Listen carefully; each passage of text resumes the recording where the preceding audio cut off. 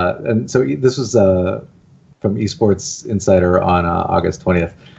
Player Omega is a new gaming event from Kevin Lyman, who, for those of you guys who are not from Southern California, might be forgiven to not know who this guy is. But basically, he was one of the guys who he basically started the Vans Warped Tour, which was basically like the first, I don't know, like the first touring music festival of its kind.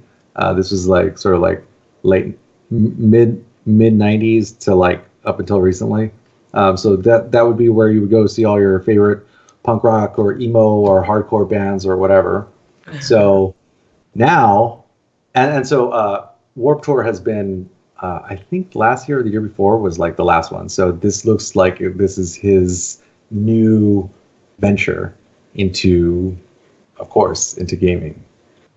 So, and this is funny. Player Omega describes itself as fully participatory, utilizing community-focused qualities found at local LAN events and blowing it up to a scale seen in major esports tournaments and music tours. Wow, that's so unique. There definitely doesn't exist a giant LAN party event for gamers, and also includes music at the same time. Wait, it has cosplay? Wait, hold on. But it has cosplay, panel discussions, art, and of course live music. Oh, there you go. Definitely the most unique gaming event. There is no gaming event. God, I sound like Slasher. I'm feeling his role. There is no gaming event that exists that features a LAN tournament, music elements, and cosplay, as well as panels on the side for all these things tying together. That's definitely one of a kind, brand new. Well, I've never seen it before. Just to play devil's advocate, not all ideas have to be new, and there can be more than just one player in a space, major player in a space. Absolutely. No, absolutely. And that's I totally agree with that. More competition, etc. is great. But if you're going to come out and say our event is totally unique and something special and it's different, and that it's nothing like anything that people have seen before, you're gonna have to set yourself up to get called out for something, right? Like, come on. Well, what else are they gonna say? Who knows? And yes, Chad, I am referring to DreamHack. that all those things just describe DreamHack exactly, which is the longest running LAN party in the world. I feel like DreamHack would have something to say about this. Well, I'm sure DreamHack isn't too worried. The other thing that I thought is interesting. So Kevin Lyman says there are gamers outside the major metro areas, and Player Omega wants to make sure it's their turn for the big event. Some of the best esports competitors come from overlooked places. Player Omega wants to assure nobody's passed over again and build champions from local communities. Okay, that is interesting to me. Yes. That's a very punk rock point of view. I respect that.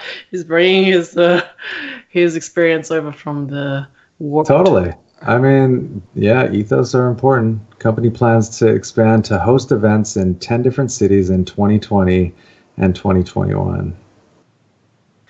I mean, yes, there are gamers outside of major metro areas, but there's a reason why a lot of top talent comes from major cities, especially in the US, and that's just because there's more people, and more people to play with equals like more room to improve and innovate, and stronger communities to come out and like create stronger players.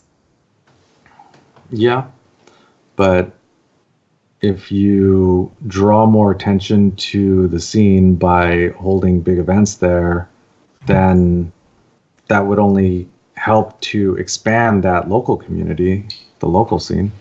You think so? You think having a one-off like event once a year will help expand the local community? Assuming that it's only once a year, I think the way that they're trying to the way that they have it positioned is 10 events. So next year and the year after. So to me, they're trying to test different locations at like the B tier cities. Mm-hmm. It's not too dissimilar, or it reminds me of Wizard World. Because that convention circuit, they hit all the B tier cities, which I guess I never really considered as a strategy for a traveling event, I guess. Right. So these guys seem like they're following that. They could be following a similar model. Oh yeah. DreamHack is only going to the biggest places. Yep. And hey, like, that's awesome that if these like communities that don't normally get exciting big events get served. I think that's great. I just think that the particular like line he had about like building champions from local communities is a little bit rich, right? And that's just me speaking from for somebody who's who just showed up in esports. Well, no, I mean, like, that's me coming from Australia, one of the most, like, neglected countries when it comes to esports, right? And people bring their large events to the country, which is very exciting, and they're great when they happen, but it's hardly enough to build, like, champions, right? And, like, if we do build champions from, such a remote place like Australia, it's because we have consistent, regular local events where they can practice, and we set up like communities for them that way, not because someone came in and brought like one big event to the scene once a year. Well, yeah, of course. I mean, we all have to take it upon ourselves to do what we can to build our local community with or without, any sort of outside intervention or whatever corporate sponsors coming down the pipe. We have to do what we can ourselves and take responsibility. So, but hey, maybe he's referring to like prizing or scholarships or something to support, longer term competitive gameplay for players who might be interested in doing something like that, or providing them opportunities to fly to other locations where they're planning to bring their events. So that would be really cool to see. Totally. I mean, the potential is there. They really can do a lot, but I think it's just gonna, it's just gonna kind of depend on how it's just gonna depend on how the first one goes. And this is happening at Fairplex in Pomona, California. Yeah, that's like 40 minutes east of downtown. Okay. Wait, what's Fairplex? Is that like That's where they have the Oh, wait, Zorine, you haven't been to the fair yet? How long have you been living in LA? Wait, is this where the LA County Fair happens? Yeah. Okay, yeah. Okay. Yes. Okay. Yeah. Okay, yeah, I didn't know it was called the Fairplex. I just knew it as the LA County Fair. Okay. Well, that's cool. That is kind of a little bit more remote from an area. Still in LA, but yeah. No, Zorine. It's definitely not in LA. That's like so far. Really? People travel from there to like Santa Ana for Wednesday night flights. Totally. The hungriest will travel for sure, but you got to remember, this is for the masses. This is for the people that don't know it's a thing. Oh, okay. All right. If they can get those people, it could definitely work. And this is kind of where it's interesting to see this going, see it the way that it's going, because the adults are coming in from the other industries, people that have either the money or the experience in some other industry that was like top of the line is now doing their best to dip their toes into esports. Right. So, all right, look out for Player Omega, which is the name of the event, but also the name of the company that is hosting the event. So, Player Omega, presented by Player Omega. Or hosted by Player Omega. Okay, yeah, cool. Definitely exciting stuff. Really, really curious to see how it goes. And that's coming in November 9th to 10th. Is there anything else happening on that date? I don't know. I feel like that's a pretty safe kind of like time, like space. What's the word I'm looking for? Yeah, it's not a crowded weekend. Brain farting here. When's Capcom Cup? Oh, Capcom isn't. Wait, did they move December, right? Okay, cool. But they moved it to LA, right? Yes, they did. I don't believe they've announced the venue yet, but oh yes, well, December 13th. Oh, Novo Theater. There you go. Oh, it's downtown. Nice. Oh, it's at the Novo? Yes. Good choice. Good choice, Capcom. Gootecks approves. Yes. At first, I was just salty because I was gonna have to leave Vegas, but the Novo is an excellent choice. Excellent venue. Okay, but yes, so Player Omega, definitely going to be curious. I'm going to try to check it out when it happens November 9th and see what. Also curious to see how they go about marketing this whole. It looks like they want to do the whole like amateurs to participate thing. Zorine, since you're going to be there, how about you put on your investigative journalist hat, go and hit them up for a media badge. Oh yeah, all right. I will. Field trip. Ooh. Yeah, gootecks and Zorine, go to Player Omega. It's gonna be great, everyone. We're gonna go incognito and like participate in this amateur tournament as well. Technically, we are amateurs. We're definitely not professional players, so we are more than eligible for this amateur tournament. I feel whatever it is they decide to host. Exactly. I may be a has-been, but I'm definitely a never was in Battle Royale, FPS, MOBAs. Yeah, so I mean, I'm more than qualify. Who knows? Maybe I'm the next. That's right. Next homegrown community champion. And if we bomb out, we can just go enjoy the music festival portion of this whole thing, I believe. I'm hoping. Well, here's the thing. These guys. It's not like they just put this thing together, right? Like clearly they've been working on this for a while. Oh yeah, that's true. Oh my god, tickets are already on sale at the Ticket Ferry. Oh, wow. I'm curious to see what kind of music acts they go for because, I mean, like, you know, gamers, music tastes really range, right? Are they going to go for the classic EDM, everyone? Or are they going to tap into the Warped Tour roots and go a little more punk? That'd be really interesting and cool to see. Or, you know, there's a fashion portion to this too. That's interesting. Let's see how much their tickets are. Okay, so if you want to go as a general attendee, general attendance tickets are $50. Wait, what the hell? And if you're a parent, tickets are $5? What? I'm so confused by this pricing structure.